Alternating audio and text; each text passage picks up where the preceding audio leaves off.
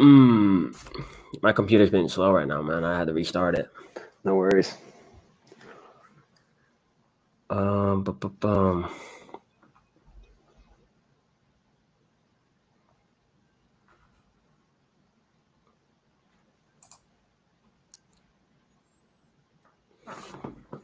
So where are you at nowadays? I'm in Jacksonville, Florida, bro. Okay, sweet. So you're just up the coast. Nice. Yeah. So let me do a quick intro. Everyone, welcome to the Offside Podcast. Obviously, I am Andrew Moulin. I'm here with the Connor Sparrow. The last time I saw you, I was actually hitting the ball in the back of the net against you at Creighton. It was a long time ago, to be fair to you. It was a long time ago. It was a spring game, you know. Big moment for me. But, again, it was a spring game. A lot of big names on the field at the time. But from, obviously I'm going to go through the whole story. But where are you now? What are you doing? Introduce yourself to the people. So right now I'm in Miami, Florida. I'm playing with Miami FC in the USL. I signed here over the off season, moved here like early February, and I've just been getting after it ever since. Yeah. So for people who don't know, you were at Creighton. Sure. We have a lot of mutual friends. I feel like I know you. We've never really talked, and so this is going to be a good opportunity. This is going to be a good opportunity, and also, like I said to you, I need to get a goalkeeper on here. I get DMs all the time, like, "Yo, what are some tips? What are some tips for goalkeepers and all this stuff?" And I'm like, "Listen, I'm not a goalkeeper. I can give you a couple tips or whatever from what I would like from a goalkeeper, but nothing better than actually bringing on a goalkeeper." Give us a. How did you become a goalkeeper? Who wants to get the ball shot at them? Obviously you're from St. Louis, so hockey's there. Hockey's decently big there, but for sure. Who wants to get the ball shot at them? How did you become a goalkeeper? Yeah, man. So I started playing indoor soccer like when I was a kid. Like there's a pretty big indoor soccer scene in St. Louis, especially for youth players growing up and stuff like that. It's how a lot of kids get introduced to the game. And I was no different, just was playing indoor for any St. Louis people out there at Veta Concord.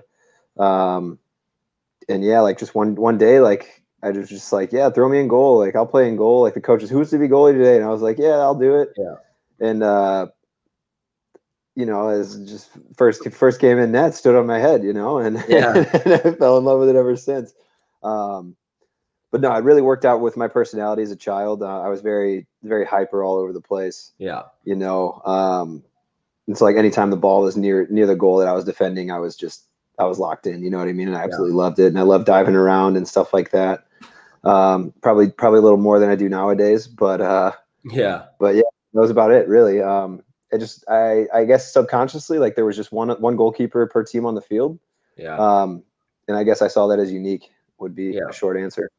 I think, obviously I think it's interesting because I started out playing in goal when I was younger. I made this Georgia State team as a goalkeeper, but the reason I wanted to play goal is because I liked seeing everything and I wanted to get on the ball. Like I just always wanted the ball. My dad's like, listen, you call for the ball too much as a goalkeeper. Like, why are you calling for the ball from a center back who's no one's on him or whatever? So I was like, okay, so I moved the center back, right? That's obvious. But for you, like, were you always like you said you volunteered to go in? Were you always like the bigger player on the field, or did you just at the time you just wanted to go and then you just grew into it? Yeah. So no, at the time I just wanted to play. I was never like a big. I'm still not a big guy. You know what I mean? I wouldn't consider myself big by any means in terms of stature. And yeah, like as a child, I was very small too. Like I didn't grow until like late on in high school. I think going into high school, I was like 5 feet tall, 100 pounds. And the only reason I know that is because I wrestled my freshman year of high school. Yeah. And I was in the 100-pound weight class, and it was just like I was a twig. You know what I mean? And so I guess I kind of like grew into the position a little bit, and then thankfully, like later on in high school and throughout college, I just continued to grow, and finally got to that like I guess that 6 foot benchmark that you need as a goalie. You know what I mean? Which is which is pretty unfair in my opinion, because there have been goalies that are sub 6 feet that have been, the best, like that can be considered the best in some circles. Yeah. And yeah, that's pretty much how it was, man. Like I was never big, kind of just grew into it. And then thankfully, puberty was good to me, Yeah. Yeah. So we'll get into like, the position, but I want to stay on your story because, obviously, college in St. Louis and all that stuff. I was, I know the culture, right? It's a big soccer culture in St. Louis, especially with Scott Gallagher and, like you said, the indoor team and all that stuff. And now MLS is coming to St. Louis as well. Right. Like all these different things. So did you always play soccer? Was that always something you wanted to do, or did you sort of get into it? You said you wrestled. So did you ever have just from me, curiosity, did you ever have a dilemma where you're like, you know what, I either have to play soccer or I have to do something else, and you picked soccer? Yeah. So like I wrestled freshman year. Like I grew up playing all sports. Like I played pretty much every sport. I played like a lot of American sports. Like played baseball competitively growing up, basketball competitively growing up, volleyball competitively through grade school and stuff like that. And when I say competitively, like those were all like CYC league, like school league growing up. Right. I guess you can consider that somewhat competitive. Yeah. But really, the only time I really had that dilemma and that choice that I had to make, like whether to specialize in sport, was my freshman year of high school, and it wasn't even for wrestling because I did wrestling in the winter. That was a winter sport. Right. So I just like kind of saw that as a way to stay in shape during the off season in between the high school season and the club season, and then in the spring, like I'd golfed all growing up my entire life. I was a golfer as well. And I went to try out for the golf team and like pretty much made it to the final day. Like I think I've had a good feeling that I was going to make the team, but I had to go to the final day of tryouts and tell my coach, like, look, thanks for having me out. Like, thanks for the free couple rounds. You know what I mean? But I'm going to play soccer, especially because like that next year was when I had to try out for the academy team. And when you get that opportunity, you know what I mean? You kind of got to go both feet in, so. Yeah. I mean, that was an interesting time for everyone because academy was sort of new. It wasn't super new. I remember the first year it came out, but like it was one of those moments when people had to make a decision between high school and academy. And there are some really good players that didn't play academy because they wanted to play high school or something like that. And, just me speaking out loud, I just remember those moments when there's just like, for a player who wanted to make it to the next level, for a player who saw further than high school, it was a no-brainer, academy. But when players saw that, oh, I'm not going to be able to play with my friends here in high school, or I'm not going to be able to play in front of my own school or whatever, they picked high school. Did you have anyone in your circle? Because like I said, St. Louis was big. I mean, you also had big high schools there as well. CBC, you had Vianney, you have these guys, these high schools. Those are the only two I've heard of, but some good schools there. Did anyone make that decision? And did you think about that ever staying at high school? Right. I thankfully never had to make that decision. I think that rule came into play like after my senior year. I think I was the last year of the 6-month academy season, I believe, before they went to 10-month. But I know like Jason Hackett and Mark Segbers, those are two guys that I went to school with at Vianney. Yeah. And they had to make that decision for themselves, and I just remember talking to them because we're still friends, obviously, you know what I mean? So I talked to them about it and I knew they were going through it. And the only thing I remember is that they both had a very tough time with it. Like they both felt like they both wanted to be on the field for both academy and high school. Right. And I believe that they both tried to inquire if they could do both before they made that decision. You know what I mean? But ultimately they both decided to play academy, which in my opinion was the better idea for them. You know what I mean? Like, cause those two kids were so talented, you know what I mean? They still are. And like, I'm glad it worked out for them, like, that's arguably what got Jason to SIUE, and that's arguably what got Mark to Wisconsin, so, yeah, like it was definitely an interesting time, you know, and Yeah. they would catch flack from both sides, from both the academy guys, like from Right. the academy coaches and from the high school coaches, really kind of pull them their way. So yeah, I know it was a pretty difficult time for both of them. Yeah. So we'll get a little bit more into the positional side of it. Like, Cool. I've always wondered, like, this is a personal question as well. What makes a good goalkeeper coach? I think the best thing for me, and at least with my experience, is a goalkeeper coach who looks at the goalies they have and they try to build their strengths up. You know Yeah. what I mean? I think Yeah. the best goalkeeper coach is the goalkeeper coach who realizes what his keepers possess in terms of ability and things like that, and they try to really amplify those. You know what I mean? As opposed to creating, I think, in my opinion, the worst goalkeeper coach is the one who has a set specific mold of how a goalkeeper should play, a Right. very rigid archetype that they try to train their goalkeepers and try to grow them into that. You know what I Yeah. mean? And personally, I don't think that's the right way to go about it. You know what Yeah. I mean? Especially with youth players and players who have yet to fully develop Right. physically. You know what I mean? Yeah. Um, 100%. but yeah, like, you know, thankfully, like, I've had, especially in my youth career, like, I had arguably one of the best goalie coaches in the nation, Yeah. with Tim Kelly. You know what I mean? Like, Yeah.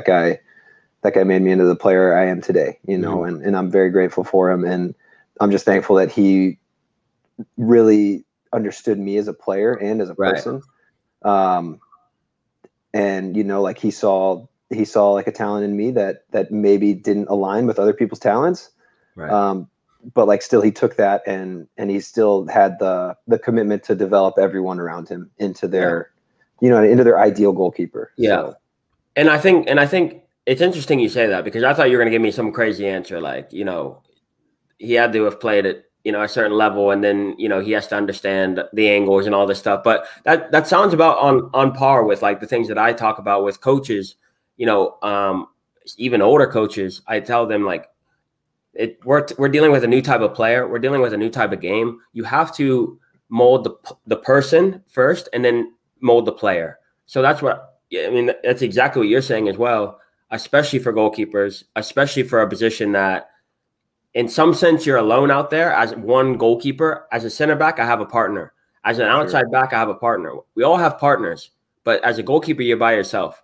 So you do have to almost, as a coach, you have to develop a relationship, because you are training one-on-one, basically. Yes, you have your goalkeeping core and stuff like that. You have your goalkeeping, you know, the goalkeeping crew, but yeah. but at the end of the day, one of you guys is going to go out there, and I think it's definitely one of the most competitive positions. And I find it fascinating. To be honest with you, I find very little fascinating about a goalkeeper. But the one thing I find fascinating about a goalkeeper is how you guys are able to balance the competition with the camaraderie and, you know, the goalkeeper brotherhood type thing.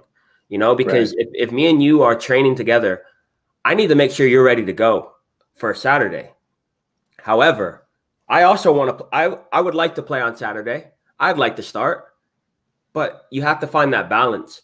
How do you personally, because you've been on teams where you've been the second keeper, third keeper, but you've also been on many teams where you're the first keeper, right? How do you balance that? How do you go into training knowing that this guy's probably going to play above me, ahead of me, but, you know, I'm still gonna make sure that we're keeping this work, because, and you know, I go on rants a little bit, but for me, when I'm playing center mid or I'm playing center back, my only job Monday through Friday is to make sure that I'm starting. I don't care. I honestly, in my head, I don't care about my teammates. I'm trying to start. I'm trying to make sure that I'm ready to go, tactically, mentally, physically, emotionally, ready to go for the game. I will, you know, obviously I'm not going to hurt someone, but I'm willing to go all out in training to make sure that I start. Goalkeepers, you can't really do that necessarily. I'm trying to help you. I'm trying to help you get ready for the game, For right? sure. Yeah. How do you balance that competition with the brotherhood? Yeah, it's excuse me. Yeah, totally. It's definitely an interesting dynamic, and you know, this isn't the first time I've heard this either from a field player. You know what I mean? Like, it's always like, how do you guys like maintain these relationships when you're out there competing every day and stuff? But I think like a lot of like, and being a goalie, especially at the professional level, you really got to understand that it really boils down to, you just have to realize that the coaches pick the team at the end of the day. You know what I mean? And as a player and as a goalkeeper, like core, we're here to make each other better. You know what I mean? We train with each other every day. We push each other. I'm not doing my job correctly if I'm not pushing him to be his best, because I know that in turn, him being his best puts pressure on me to perform my best. You know what I mean? To catch the coach's eye, to be able to get slotted in, you know? Yeah. And so it's every professional goalkeeper that I've worked with, I consider a friend. Yeah. Back to my first, you know, even in college, like truly every goalkeeper that I've played with on the same team and trained with, I consider friends, you know? Some of my best friends throughout my career have been other goalkeepers that I've, you know, been behind or started in front of. And it's always because like we're there and we're there as a team and we're there to push each other to get better. You know what I mean? It's never a negative competition. It's always a friendly, positive competition, you know? But that being said, like some weeks are harder than others, you know, like For sure.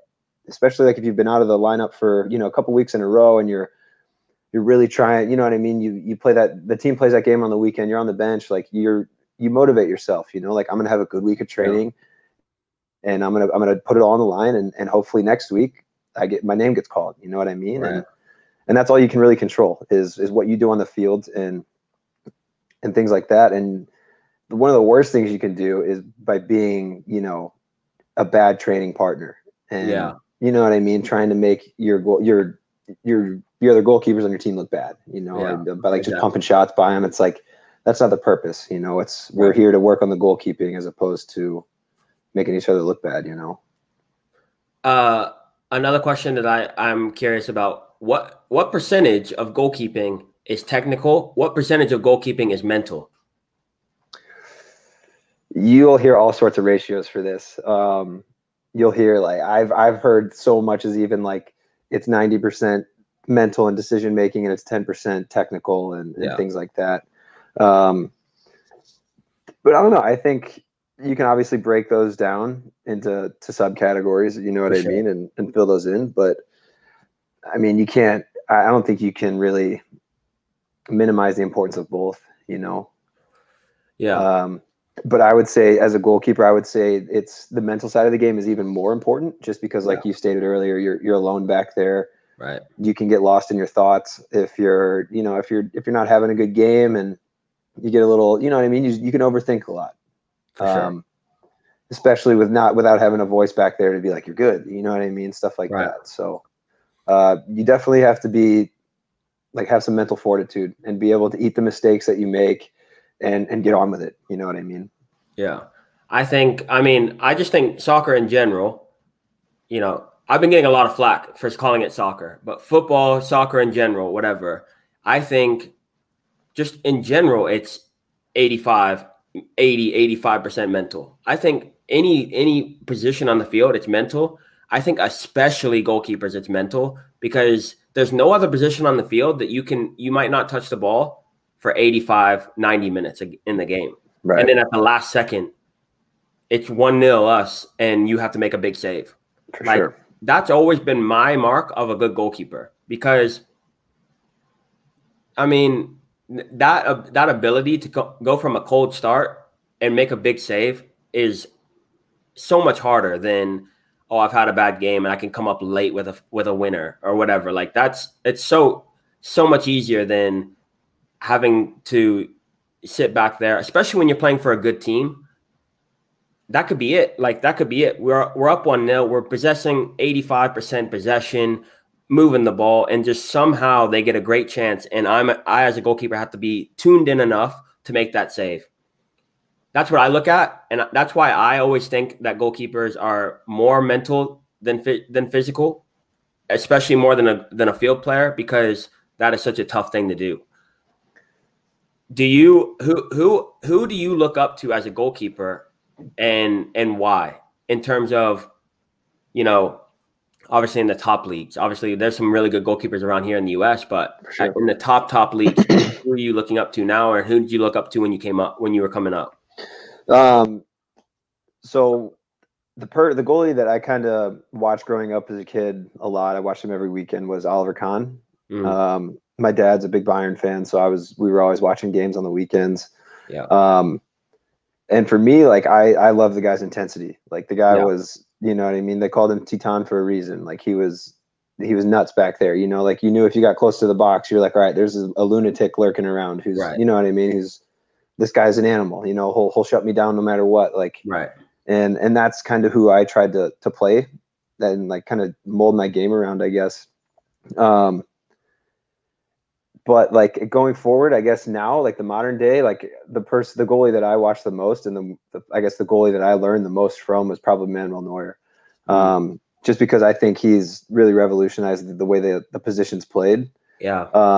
And I think he did so in the way, just from watching him and like seeing how he plays high off his line, and he's kind of like a sweeper keeper. Yeah. Personally, I've really like come to adopt that philosophy, I guess, a little bit. I'm always trying to play off my line. I'm always trying to cut through balls out and things like that. And the guy, going back to the point you made earlier about like not being able to do much in a game and then having to come up big at the end, I think those are two pretty good examples of that. Especially Neuer and the way Bayern's been like the past, you know, since he's been there, like they've been a pretty good team. They're a pretty dominant team in Europe. And yeah, like he's always coming up big, like after 10, 15 minutes of just hanging out, you know what I mean? So, I mean, when people think of Manuel Neuer, they all think about, you know, the tricks out of the back, the turns, the fakes and all that stuff, obviously the passing out of the back and stuff like that. I personally, obviously Neuer, like put him aside, Neuer's one of the best probably of all time, right? Just as a goalkeeper. But I absolutely despise when goalkeepers do some nonsense where it's just like the risk reward factor here is so messed up that like, but it is he's staying true to who he is, right? He's staying true to himself. What do you think about that? Because for me, I don't know if you saw the Haiti goalkeeper yesterday. I did. That was unfortunate. That was very unfortunate. That poor guy. I'll just throw this in there real quick. Just, you know, I just want to go on record as saying this. The guy was born in Canada. I saw that too. That's he kicked it in his own goal. That's even more unfortunate too. Like he kicked it in his own goal.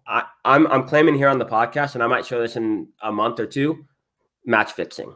But anyway, when goalkeepers take unnecessary risk, it literally makes my blood boil. I mean, I'm just gonna throw it out there. What do you have to say? What do you have to say about that? Are you a type, because goalkeepers do need to use their feet, but to what extent is sort of my question. To what extent do you need to use your feet? I think, at least with the way the game is nowadays, I think goalies need to train their feet more than they currently do. 100%. I think. And you know, a lot of school of goalkeeping thought are going this way, where like developing goalies from a young age like now starts with the ball at their feet no matter what. You know what I mean? Like where they're developing as field players almost until they reach a certain age. You know, and then they introduce the hands-on stuff. You know what I mean? So I think a goalie having good feet is incredibly important. I don't think that can be neglected, especially with the way the game is today. You know what I mean? I think to be a goalkeeper, you have to have good feet. There's no excuse nowadays. There's still some guys that are pros that can get away with it because they've kind of been, you know, they've been around and they've gotten the job done and they can get by without it, you know, or they're on a team with a head coach who doesn't really believe in that philosophy for a goalkeeper. And that's completely fine. You know what I mean? Like the way you want to play the game is the way you play the game. And if you're effective and you can keep the ball out of the net, at the end of the day, you've done your job. You know what I mean? But yeah, I think for me, at least, like I want to have good feet because I want to be able to help my defenders out if they're in trouble. They can play me back and I can either dump it long and get the lines up, or like if I have time on the ball, I can take a touch, have a look, and maybe we can retain possession. You know what I mean? But in terms of like the risk taking and things like that, like I never try to take risks like that. The only reason why I'll do like dribble out of pressure or something is because it's like a last ditch improvisation to get out of pressure. You know what I mean? Yeah. Sometimes like I do think like there'll be times where I'll get pressured and I'll just be like, what just happened there? Like I just crushed the guy. Why did I just do that? You know what I mean? Like, and it's like, sometimes you just do it. You know what I mean? Yeah. It just happens. And that's fine. But like for me, like after those moments happen, I'm like, okay, let's tone it down a notch. You know what I mean? Right. Like, but like for me, it's the big thing that I've been told is like, don't look to do that stuff. You know what I mean? Don't be a showboat. Don't look to be dribbling out of the back. Don't look to be taking players on. Like, and like, especially like with the high line stuff and playing off your line, like don't antagonize people to try to chip you. You know what I mean? Like don't ask for it pretty much. Right. Play simple and do your job at the end of the day. You know what I mean? As a goalie, you're not expected to be the 10 and to connect passes and to play through balls. Like just get the ball off your foot and move it to the next guy who's open. You know what I mean? Exactly. And that's what I always that's what I tell people. Player like me as a center back or as a center defensive mid, and also with my strengths. My strength is not dribbling. My strength is not like, you know, going past 2 players, 3 players, 4 players. My strengths are 1-2 touch passing and good positioning. That's it. So I'm not gonna I'm not gonna try to play outside of that. Why would you look to play outside of that? If you deliver the mail, why are you trying to be a chef? Why are you trying to cook for me?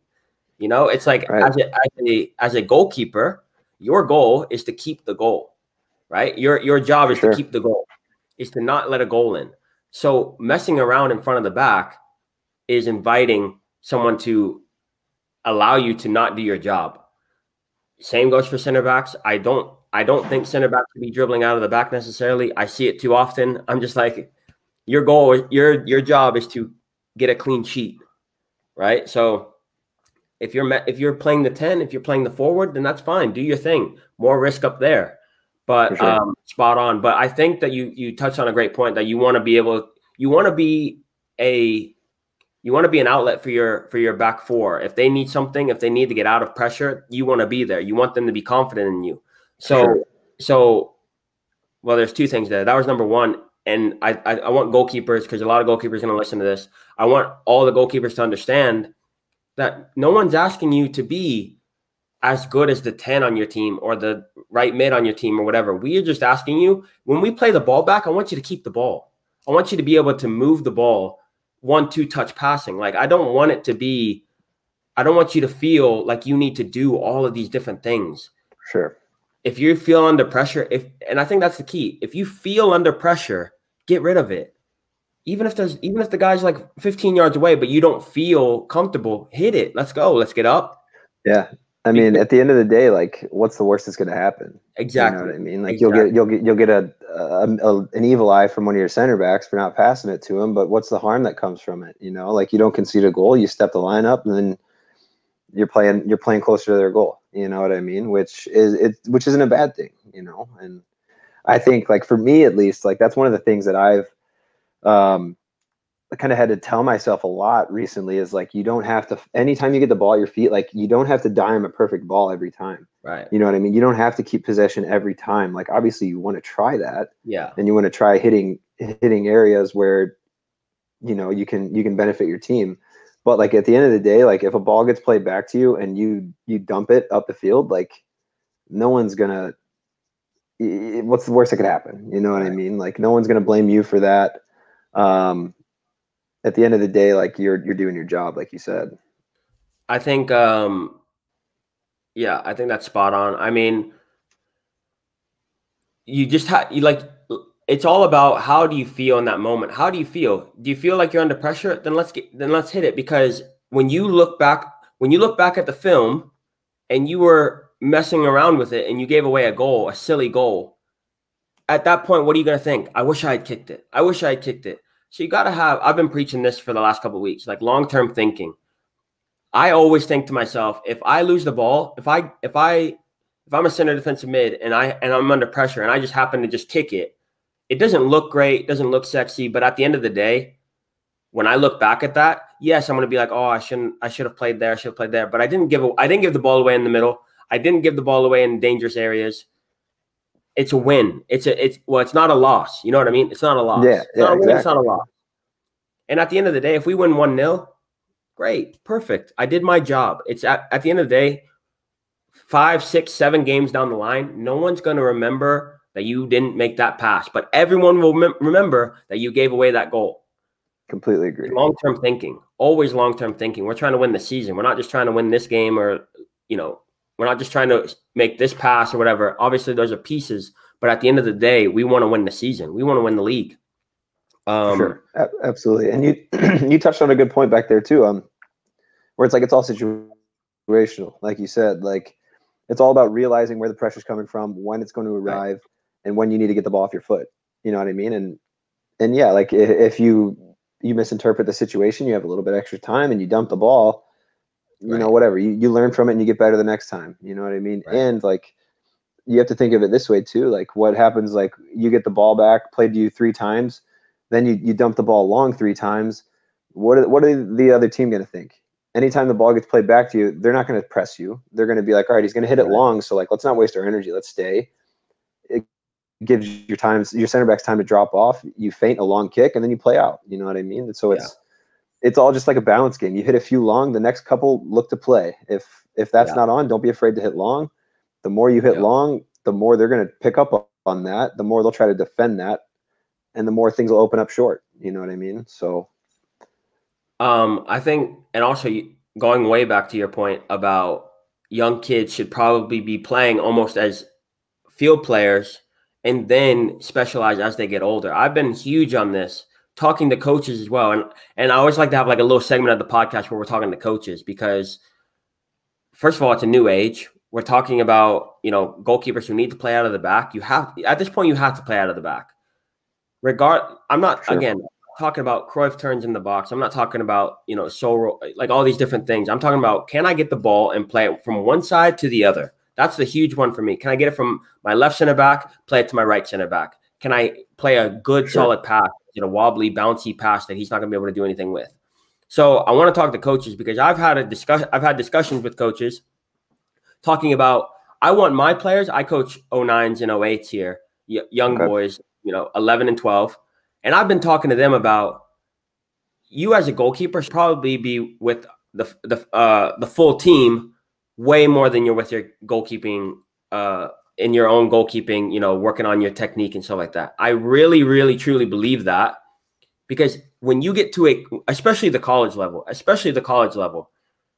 sadly they look at body type a little bit too much, in my opinion, but they're looking for goalkeepers who can keep the ball, simple, get it from this side, move it to that side, who are calm on the ball, not freaking out every, kicking it every single time, but they can get the ball and they can move it.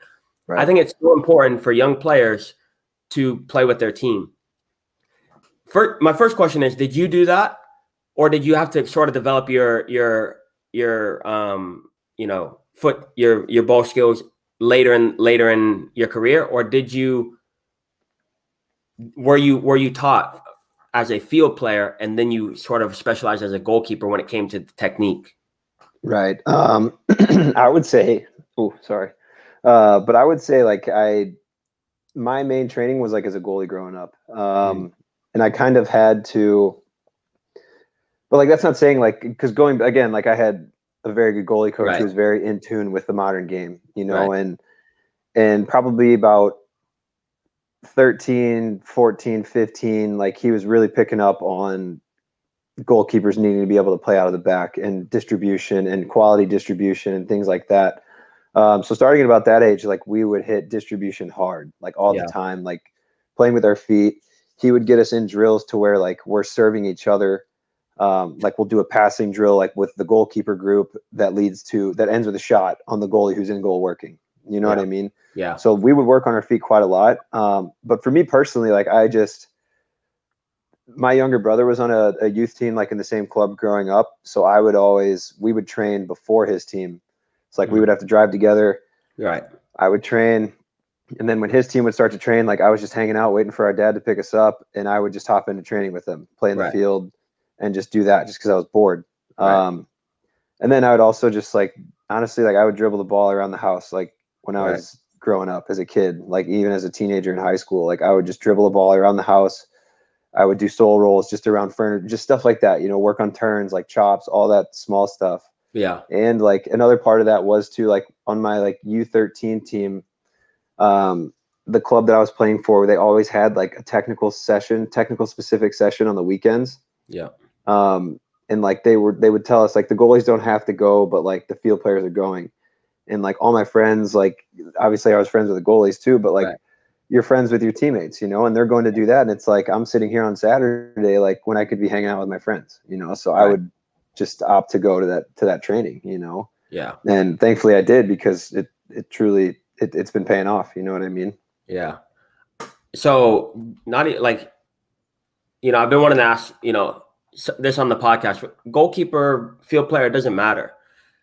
How much did you know that you were actually like training, and how much did you just want to do it and just love doing it? Because I know for me personally, I would stay at the field for 7 or 8 hours every single Saturday because my dad coached. He coached 3 or 4 teams, director of coaching in Georgia, and I would just be there 7 or 8 hours. I didn't know what I was doing. I didn't know I was getting extra reps. I didn't know that I was trying to jump in with the first team, second team, third team, fourth team, and fifth team, just trying to play.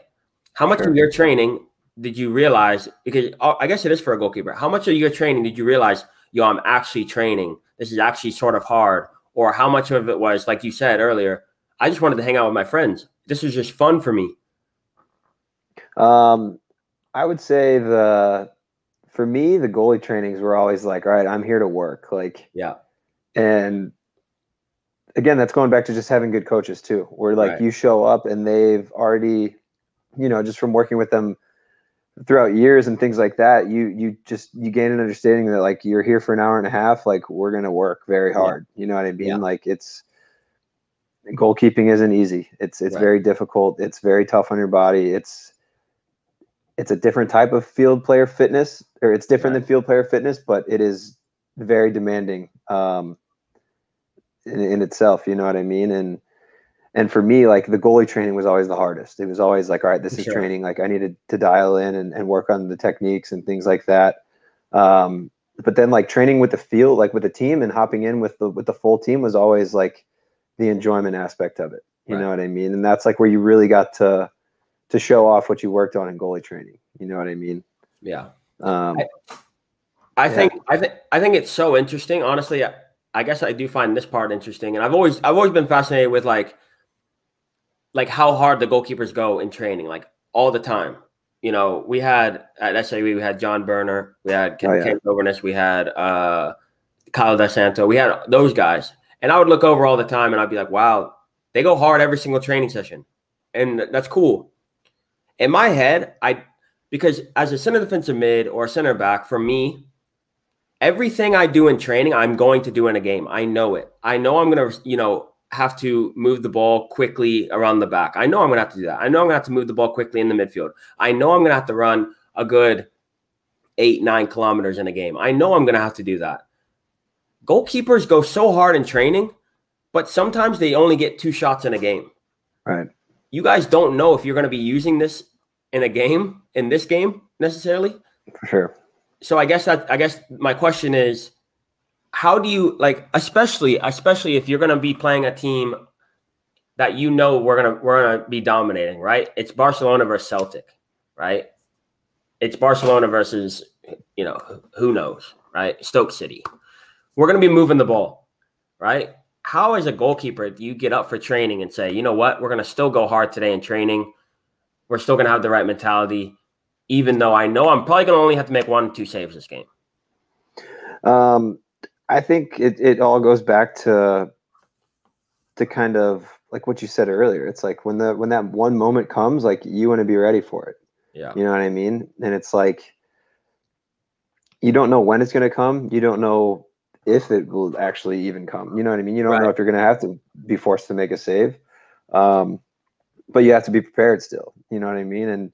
And for me, like the reason why I like to train hard every day is because like I don't want, it's more of a mental thing. You know what I mean? It's like you have to get into I don't know, playing goalie is different than, in my opinion, playing field players, because like a lot of it is instinctual, in my opinion. Yeah. I think you train the instincts in training, and they, I guess, manifest in the games when you make saves. You know what I mean? Because like when you make saves, like you're not thinking like, okay, like step, dive, drive my top knee to get more power. 100%. Yeah. It's like, you know, like there'll be a lot of times in games where like a goalie will make a save and he'll just be like, I have no idea how I did that. Like that's happened to me so many times throughout my career where it's just like, how did I do that? Like, yeah, that was nuts. Like I almost just blacked out and boom. But like those are those instincts that we talk about. And like when you train, I guess you train that primal side of yourself where like it's, I don't know, it's almost like you know what I mean? It's like when you throw a ball at a cat and they just jump up and grab it. It's like, holy, like did he even think about doing that, or did it just happen? You know what I mean? And I think goalkeeping is very similar to that. And obviously there's times where like you do actively think about making your saves and I gotta go up and collect this cross, blah, blah, blah. But then there's a lot of other times where it's just like bang, bang, and you got to just mentally just be tuned in and just let the instincts take over, you know? Because that's my thought. Because obviously, like I said, when I was younger, I did goalkeeping and I did goalkeeping training and stuff like that, and that was cool. But like obviously at a higher level, I'm watching these guys. Even at the pro level, watching these guys do their training and stuff like that. I'm just like, I understand that there might be a game when you have to make 6 or 7 saves within like 5 seconds, like boom, boom, boom, boom, boom, and we're up and we're down and all this stuff. And I guess I understand that, like, you have to get that mindset where it's not about the game anymore. It's about, can I be my best all the time? Right. For me as a field player, I'm thinking about the game. I'm thinking about this Saturday. I'm going to be playing against these 2 center defensive mids who run all day long. I need to make sure that I'm ready for the battle. We might be playing against a team where, you know, they're playing with 1 center defensive mid and we have 2. So I'm going to be able to be on the ball a little bit more. I'm going to be able to be moving it. I don't necessarily go with the opponent, but I still think about the opponent a little bit. I feel as a goalkeeper, it's just, let me just be my best all the time in terms of, let me be able to get up 8 or 9 times in a row real quick, even if I don't need it this Saturday, even if I don't need it next Saturday. Let me just be able to do that. And I think that the instinctual part is so key, because I personally believe that field players should not be playing on instinct, because if you're playing on instinct, there's not as much reaction when it comes to like a field player as there is a goalkeeper. It's a lot about positioning. It's a lot about spacing. It's a lot about movement. You watch Messi play. Messi is thinking 99% of the time. He stands in different pockets in the game because he's looking around. He's seeing where everyone else is, and he's making adjustments based on them. He's not doing it on instinct. Now, when he gets the ball and all the highlights you see, when he gets the ball, now it's instinctual. But he only gets the ball 8 or 9 times a game. So the rest he's thinking. Goalkeepers, I feel like when you guys are called to action, it's all instinct. You know, obviously spacing is – or not spacing, but positioning is huge. Right. Me personally, one of my favorite of all time is Edwin van der Sar, because you almost never watched him make like a diving, unbelievable save. It was always like ball's going up or 90, and he just is there, ready to catch it. Right. And for me, I always loved that. I always loved the understanding to be in that correct position. The training aspect, though, I think is interesting, because I do, just like with field players, I see wrong training with one-on-one coaches all the time, but I really like a lot of the trainings where you're throwing the ball into the water or whatever, and it's like skipping around and stuff like that. I like that. Right. That to me is like, that's sort of game-like, you know, we're playing on a soggy pitch or a wet pitch. Boom, it might skip and you got to be ready to go. Or it might hit a player and it deflect. Those are big ones, the deflections and stuff like that. But I personally do not necessarily like all the hurdles and stuff like that when it comes to, like, I mean, it's mostly different countries, I feel. But what are some training sessions that you have done that you're like, wow, this is kind of crazy, but it makes sense? You know what I mean? Yeah. I don't know. There's like this one, my goalie coach growing up had this one drill. He called it like a 10 banger or an 8 banger. And it was just like where you start on one post and you just sprint across the goal to the other post and you dive, and you got to get to the ball before it goes in, and it's just up and back and forth and back and forth. You're getting up and you're going and diving. Right. And for me, I think that is like one of the best goalkeeper drills, because like as you go through a game, you get tired. You know what I mean? Like you're obviously you're active, you're moving around for 90 minutes, and you have to be able to push through that and still be able to focus on, making a clean save, putting yourself in the right spots to make the saves easy. And that drill for me, like come the last 3-4 reps, you're gassed and your technique's falling apart, and you just have to keep going and just get your body in the way and make the save, Yeah. And I think like when, at least my, like, I guess a little philosophy is like when you get tired, like obviously your technique goes out, you stop thinking more.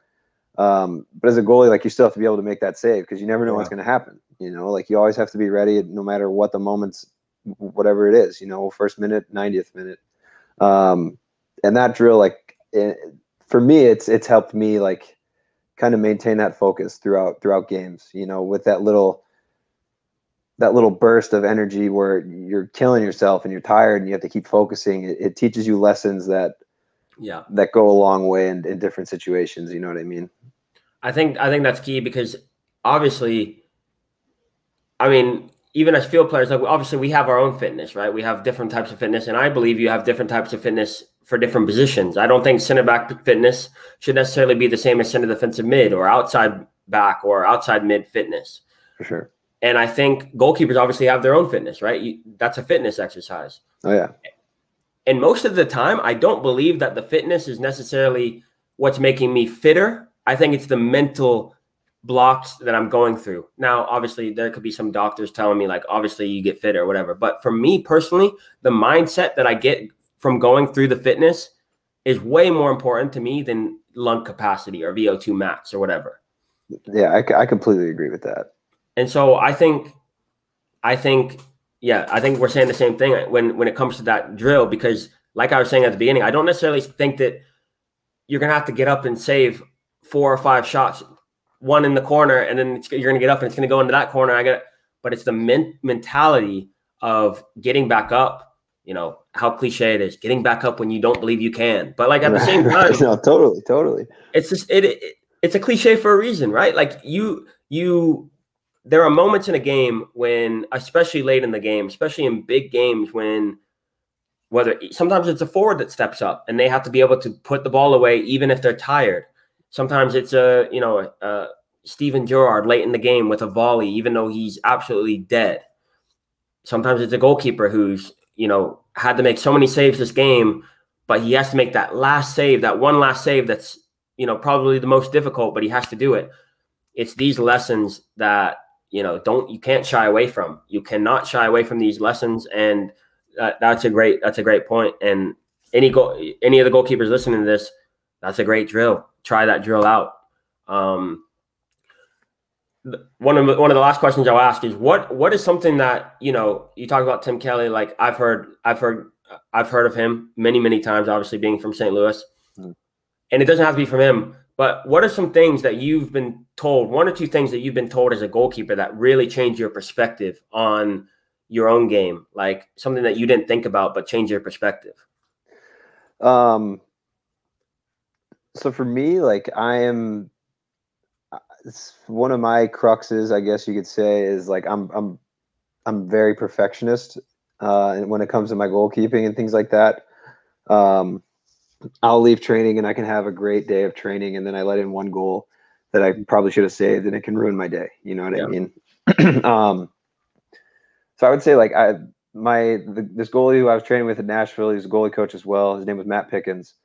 And it was one thing I was going through, a little rough patch of training and just wasn't doing too well and things like that. And I was just getting frustrated. And one thing he told me, he was like, one thing that I've really gotten good at throughout my career that I think like will help you a lot is learning how to lose a little bit. You know what I mean? Like taking loss a bit better.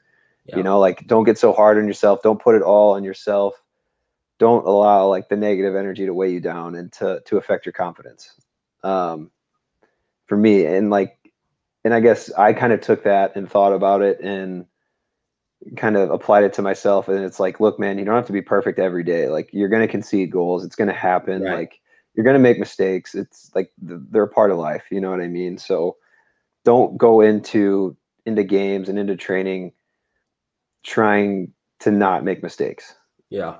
You know what I mean? Like, that's been the biggest thing for me, is just like, look, man, like, you're on a journey here. It's not like you're a professional athlete, yeah, but like, you didn't make it when you got drafted to Salt Lake in 2016, and you haven't made it yet, and you're 6 years in. You know what I mean? It's a learning process, and throughout that learning process, there's going to be setbacks, and there's going to be highlights. You know what I mean? And you just got to take on stride, and you just have to try to stay level. There's going to be so many things still in my career that I have zero control over that could affect my play on the field. You know what I mean? But like, for me as a player, and from a mentality standpoint, you just have to look past that, and you have to focus on what you can control. And to be honest, like, you can't control everything in a game of soccer. Right. You know what I mean? Like, there's going to be things that go wrong that are, I would probably say, like 90% of the things that go on in a soccer game are out of your control. You know what I mean? Probably more than that. Yeah. Statistically speaking. So like, you just have to take those things in stride when they come, and you can't let it get you down. You can't let it affect your confidence. And you just always just got to remind yourself that, like, you're in the position you are as a player for a reason. You know what I mean? And what you do from there is up to you, you know? Yeah. There's a couple quotes that I like that, you sort of referenced there, is like, some people win, some people lose, and then some people learn. Right. And I always look at that, and I always say to myself, like, what really is a win? So we won 2-1. It's like, we scored one more goal than them. I can look at that game. I can get so much out of that game that I can improve on this week. For sure. We lost 1-0. Or we lost 1-0. I can get so many things out of that game that I can improve on this week. If you always look at it from a learning mentality and a learning perspective, you're never going to be a winner. In your mind, you're never going to be, you're never going to be there. But you're never going to be here either. You know what I mean? Right. You're always going to be right in the middle. And bring me to another like metaphor that I learned is like, some people are just trying to steady their ship, right? But that's not what a ship's meant to do. It's not just meant to just be in the middle of the ocean just trying to steady it. It's trying to go somewhere. So you're trying to go somewhere and steady the ship at the same time. You have to have the mental fortitude to, when things are going so well for you, to bring it back down and stable it, right? And when things are going so bad, to bring it back to the middle and stable it. Always trying to just be stable. Always trying to, combine those two. You're always trying to learn, but you're always trying to be stable. You got to be going forward, right? And so it's spot on what you said. The last thing I sort of want to talk about is goalkeeping age, right? Because I always look at, we're going to talk both sides. So college, and then as a pro, because you touched on it there, like 6th year, I still haven't made it. And how old are you? 27? 27 now, yeah. 27. I mean, that's freaking young for a goalkeeper, right? Like, in my opinion, from looking around, looking around all the things that all the studying I've done, history, whatever, soccer. I've been in soccer for a long, long time. I mean, you look at a lot of these goalkeepers, they get the, we have a weird way of looking at, these goalkeepers who make it and they're like 17, 18. But when you look around all the leagues in the world, especially the top leagues, 99% of the goalkeepers don't get their real first look at a top club until they're in their 30s, 30, 31, 32. And then they have a career until they're 40. They have a 10-year career, more than most outfield players. So first I want to talk about college, because I want to hear, first of all, your experience in college, because I'm not 100% sure on when you started making your starts and stuff like that as a freshman or as a sophomore, whenever it was. And then lastly, I want to go into, how do you perceive your career going right now? So we'll start with the college. How did it go for you? And can you talk to some of the young players who might be wanting to go to a college, but their goalkeeper's a junior, and I don't know if I'm going to play for 2 or 3 years? So I started out playing college at UMKC. University of Missouri, Kansas City. Went in as a freshman. Want to say I played about like half the games. I split half the games with another St. Louis goalie. Kevin Corby is his name. Still a really good friend of mine too, by the way. Great dude. But yeah, so I played freshman year at UMKC, and then I transferred out after my freshman season, went to Creighton. And yeah, I mean, my reasoning on going to Creighton was like I wanted to see if I could compete at a higher level than I was currently at. I wanted to test myself and challenge myself. And it was a very hard decision to make because I was close with everyone on the team at UMKC, and like the situation that I was going into at Creighton was a bit it was stacked against me, I guess you could say. I was going in I guess there was the goalie on the team who was starting my sophomore year, who started my sophomore year at Creighton was the coach's son. Great dude. Alex Bolovich is his name. Coach Elmar Bolovich. Nothing but respect for those guys. Because like that was probably one of the biggest challenges of my life was like earning that starting role. You know what I mean? And I got a bit fortunate in like the way I got slotted into the starting lineup. But like once I was in, I never let go. You know what I mean? Right. It was a very tough season. Like I took every game like it was my last, honestly. I was like, you have to perform or you're getting slotted out. You know what I mean? Like you have to show up today. And you know, like thankfully I was able to do that and earn the job. And I guess my junior year is when I really started playing every game at Creighton, and then played every game throughout my senior year as well. But yeah, so like it was difficult, man. Like it's a lot of challenges. It wasn't easy. And I guess so to younger players like who are listening to this now, like I would tell yourself like I would tell you what my mom told me when I decided to transfer out of UMKC. I was like, should I do this? Like, I don't know. Like, I really enjoy it here. I like all my friends, like, and stuff like that. And she was like, look, like, are you comfortable? Like, you're comfortable there, right? And she was like, and I was like, yeah, like, I love it here, like at UMKC. And she was like, okay, like, you got to understand that, like, nothing good ever comes from being comfortable. And, like, she told me that, like, I called her one night late walking home from study hall. Like, I was just so in my head about the whole thing. And I was like, I need some advice. Like, what do I do? And she's like, look, like, you're not, you know what I mean? Like challenges are good. Like you have to take them in stride and you have to like stand up to them and like prove yourself that you're capable. You know what I mean? And I think hearing that from her really like solidified my decision to transfer. And thankfully I listened. You know what I mean? Yeah, it worked out incredibly for me. So like it truly worked out. And like that's why I truly believe that like the more you challenge yourself is like the more you're going to progress in not only sports but in life. You know what I mean? In your job and in your family life and your relationships and everything. You know what I mean?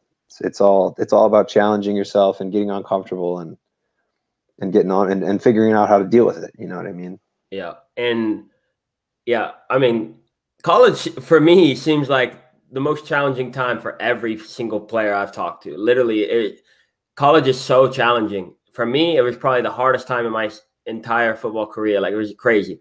But skipping over to you as a pro now, how do you see it? Right?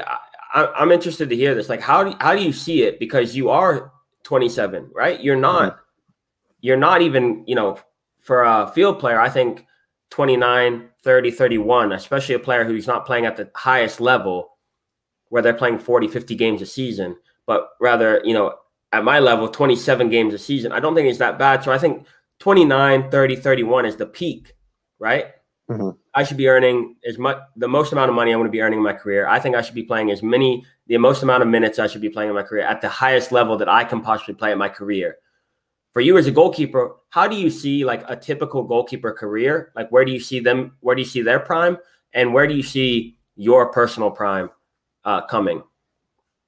Yeah, I think, in my opinion, I think a typical goalkeeper's prime is like 29 to 33.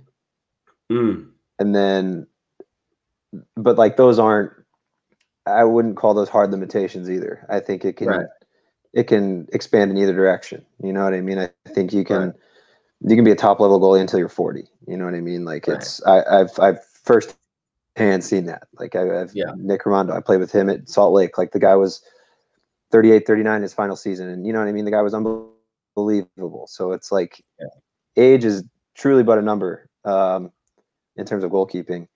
But but yeah, for me, like I'm a 6-year pro, like I'm 27. I don't think I've hit my peak yet. I don't think I'm in my prime, so to speak, just yet. I think I hopefully am right, and I have a couple years until I hit that. Yeah. But you know, like then again, that's up to me. You know, I think when you hit your prime is truly up to you as a goalkeeper and how hard you work and how you apply yourself, and then how long that lasts is also up to you and how you take care of your body and how you know what I mean, like just handle the time. But yeah, like I think the goalkeeper shelf life is a lot longer than field players. Absolutely, I'm completely in agreement with that.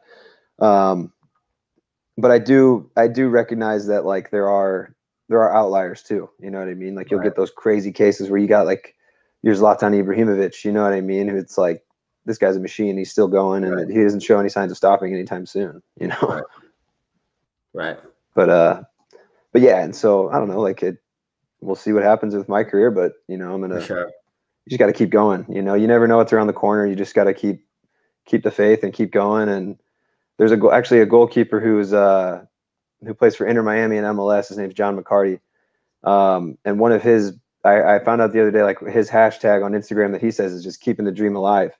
You know what I mean? And it's like, I'm still a pro. Like the dream is still on. Anything can happen. Like you never, even though like maybe I'm not where I want to be, like in the grand scheme of my career, but you know, I'm where I'm at, and I'm here at Miami, and you know what I mean? I'm fortunate to be playing games, and I'm going to make the most of it. I'm going to try to win as many games as possible and try to keep the ball out of the net, you know? 100%. That's what it comes down to. And, you know, no, I was going to say, you know, give us a little nugget to leave with, but there's so many in there. If you didn't get a nugget out of this, you need to make sure that you're still breathing and that you have full brain function. But Connor, I appreciate you coming on, man. We're definitely going to get you on again and just, you know, recap everything we talked about. Obviously, you know, the season's still going and stuff like that. You know, I wish you all the best with the season, with the team, and, you know, keep making those highlights, man. Appreciate you, Andrew. Thanks for having me on, man. Hopefully we can do it again sometime soon. Yeah, talk to you soon. Later.